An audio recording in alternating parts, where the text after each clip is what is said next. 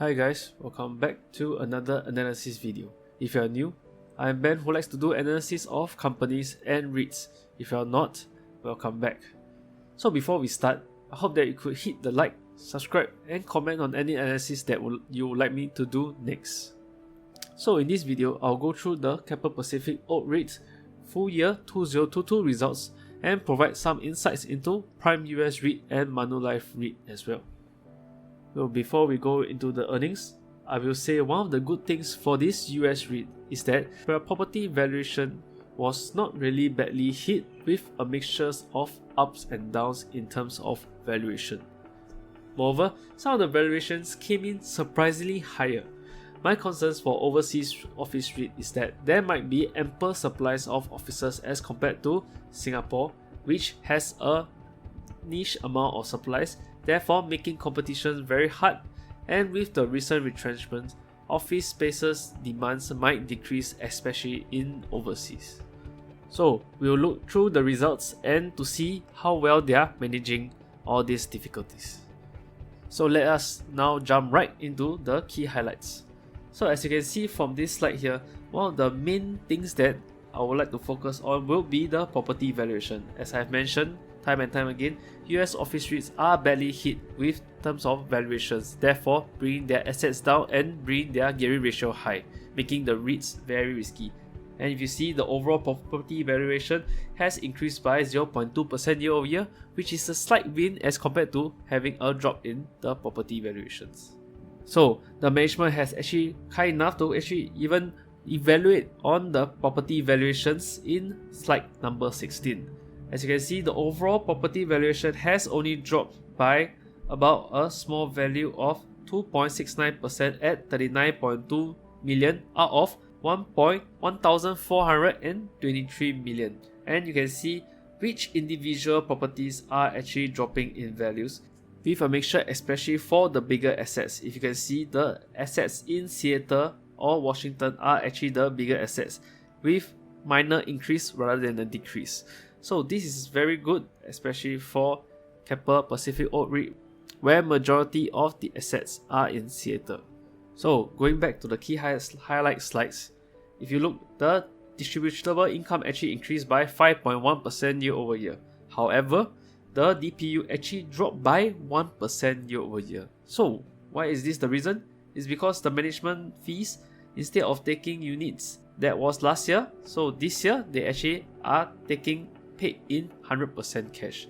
So this is a good and also a bad. Good is that instead of taking units which will dilute shareholders, they actually are being paid in cash, which in the long term might be good but not good for the short term because DPU will look lower in the short term. So portfolio lease renewal is very important to look at for US office REITs, especially for the current economics. They have managed to ensure that the overall occupancy is stable at 92.6%, which is the same as the last quarter. And the good news is that they have a positive rental reversion of 3.8%, driven by mainly the tech hubs in Seattle. And I mentioned just now, Seattle is their biggest assets, and this is a green flag, especially for Keppel Pacific Oak Reit. So this is one of the main reasons why the dividend yield for Keppel Pacific Oak is lower as compared to Prime US and Manulife Reit, because their assets tend to be more stable and safer. Thus, market price them at a safer price compared to the other two US REITs. So leverage ratio rise, they are still at a healthy level of 38.2%. Although it's not as low as I would hope that it is, it will have to be observed to ensure that it does not go too high of a value. So let's take a look at their earnings results.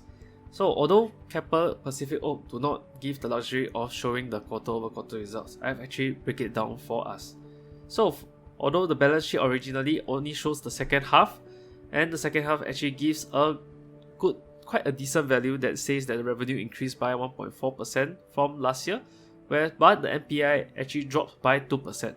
However, if we look by comparing the Q3 of last quarter results, we can derive Q4 results, and the revenue actually dropped from 37 million to 36.6 million, which equates to about a 1.2% drop, while the NPI, which is the net property income, dropped from 21.3 million to 19.9 million. So this is a big drop of 6.2%. So what is the reason behind this? We will have to dive into the report to look at what's the main reason for this huge drop in the NPI results.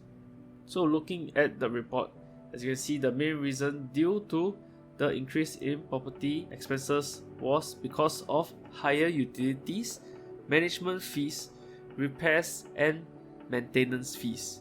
So hopefully, as the electricity bills goes down, the utility costs of Keppel Pacific Oak Reit would go down.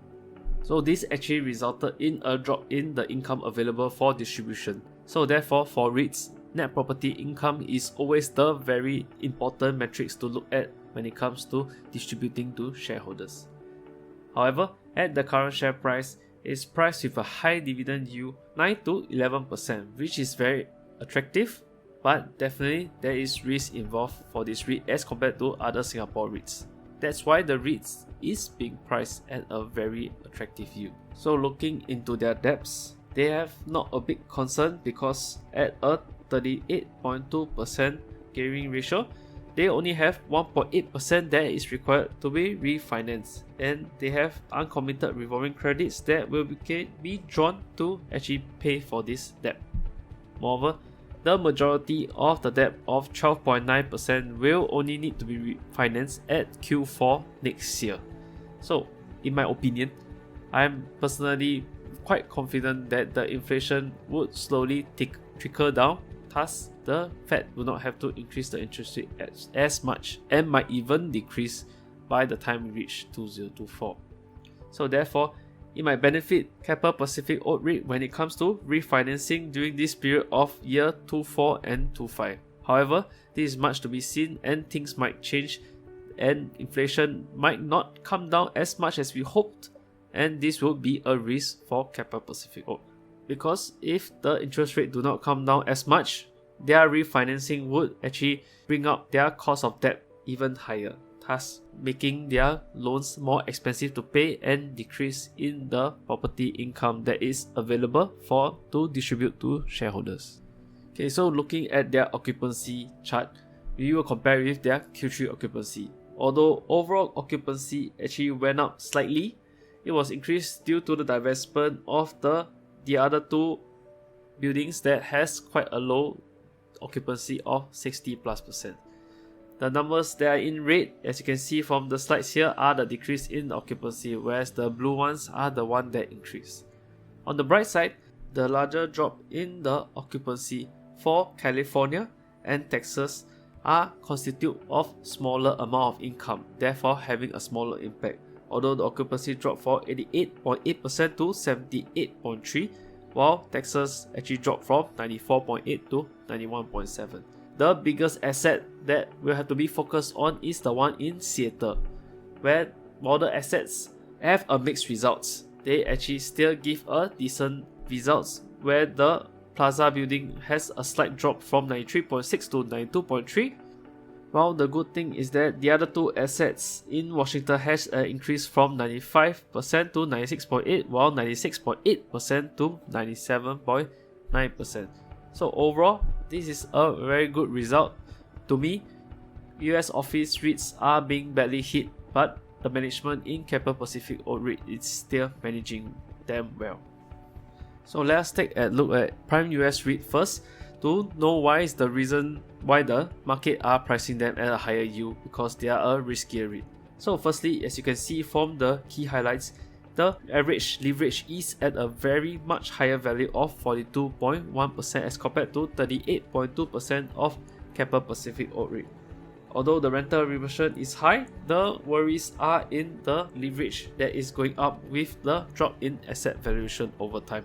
So because of the Manulife's recent results, many US REITs have actually come out with the valuation, and as you can see, the valuation of all the properties are actually decreasing as compared to Keppel Pacific Oak, where there was a mixture of ups and downs. and there was good valuation increase, especially in the bigger assets and in Seattle properties for Keppel Pacific Oak. Whereas for Prime US Reit, the thing that I was not enthusiastic with is that they have a lot of properties in California, and that is a concern because if you follow closely, California cost of living is rising, including for companies. So therefore, a lot of companies are actually shifting out of California to other states such as Texas, which is one of the examples from Tesla moving from California to Texas.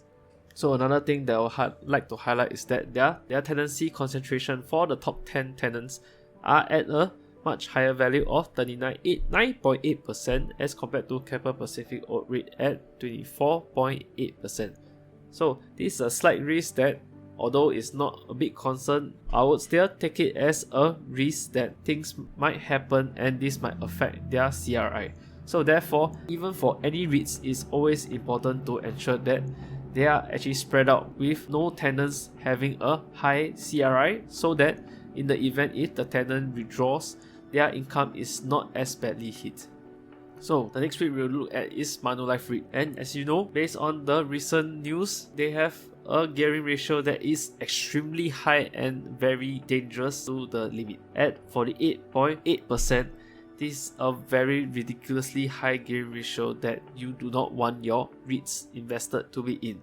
Of course, unless you want to take the risk, of course, high risk comes with high rewards in the long run, and it's up to you whether you would like dare to invest in this kind of investment. Moreover, their distribution has dropped by 10.9% year over year, which is expected because their drop in assets would definitely lead to a drop in DPU once they have to issue more units for more capitals. So if you look at the results for the gross revenue, the good thing is that actually it increased by 8.3% year over year.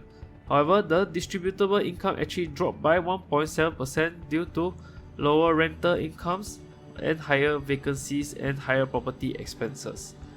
And their DPU before retention is at 2.36, and they will have to constantly retain the payout or reduce the payout ratio because they have to keep all this DPU for debt payments. So property valuation wise, as you can see from this table, all the properties are dropped in valuation as well, similar to Prime US Reit.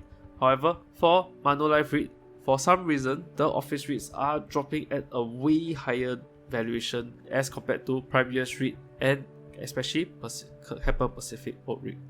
So during this kind of environment, it actually shows the quality of the office REITs. Therefore, valuation drops even more means that the properties might not be that attractive or good.